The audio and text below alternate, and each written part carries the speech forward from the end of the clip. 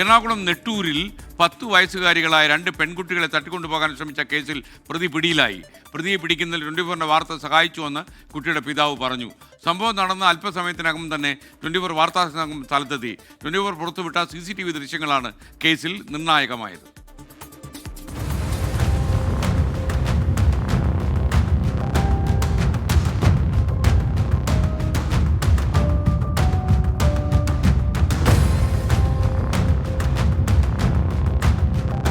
ഞങ്ങൾ ട്യൂഷൻ കഴിഞ്ഞിട്ട് ഇങ്ങോട്ട് വരുവാണ്. ആ സമയം ഞങ്ങൾ ഇങ്ങനെ പേടിപ്പിച്ചത്.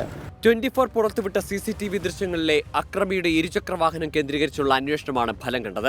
അന്വേഷണത്തിന്റെ ആദ്യഘട്ടത്തിൽ പോലീസ് നിഷ്ക്രിയമെന്ന് കുട്ടിയുടെ പിതാവ് ആരോപണം ഉന്നയിച്ചിരുന്നു. എന്നാൽ CCTV ദൃശ്യങ്ങളടക്കം 24 പുറത്തുവിട്ടതോടെ അന്വേഷണം ഊർജിതമായി. 24 വാർത്തയെ തുടർന്നാണ് പോലീസ് പിറ്റേ ദിവസം ഊർജിതമായിട്ട് കാര്യങ്ങളിൽ എത്തിയത്.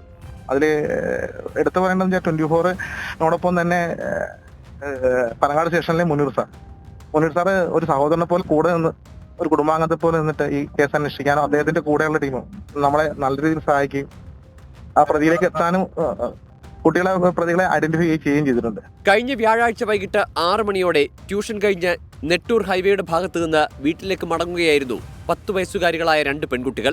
ഇവർക്ക് നേരെയാണ് ഇരുചക്രവാഹനത്തിലെത്തിയ സുധീഷിൽ നിന്ന് ലൈംഗികാതിക്രമവും തട്ടിക്കൊണ്ടുപോകാനുള്ള ശ്രമവും ഉണ്ടായത്. ഞങ്ങൾ ട്യൂഷൻ കഴിഞ്ഞിട്ട് ഇങ്ങോട്ട് വരുവാണ്. ആ സമയം ഞങ്ങൾ ഇങ്ങനെ പേടിപ്പിച്ചത്. ആൾ വന്ന് ഞങ്ങളാദ്യം ഇറങ്ങി വന്നു. ആ സമയം പറഞ്ഞ് നിങ്ങൾക്ക് മുട്ടായി വേണമെന്ന് ആദ്യം ചോദിച്ചു. പറഞ്ഞു നിങ്ങൾ വന്നില്ലെങ്കിൽ ഞാൻ നിങ്ങളെ കൊണ്ടുപോകുന്നു. മലപ്പുറം സ്വദേശിയായ ഇയാൾ വർഷങ്ങളായി കൊച്ചിയിലാണ് താമസിക്കുന്നത്. ദോശമാവ് ശേഖരിച്ച് വിതരണം നടത്തുന്നതാണ് തൊഴിൽ. പെപ്പർ സ്പ്രേ ഉപയോഗിച്ച് മോഷണം നടത്തിയതിന് ഇയാൾക്കെതിരെ പാലാരിവട്ട സ്റ്റേഷനിൽ ഒരു കേസുണ്ട്. കൃത്യം നടത്തിയതിനു ശേഷം തെളിവുകൾ നശിപ്പിക്കാൻ വാഹനത്തിന്റെ മിററും ധരിച്ചിരുന്ന റെയിൻകോട്ടും ഹെൽമറ്റും അടക്കം ഇയാൾ നശിപ്പിച്ചു. സുധീഷിനെ വിശദമായി ചോദ്യം ചെയ്യും. അമൽ സുരേന്ദ്രൻ, 24 കൊച്ചി.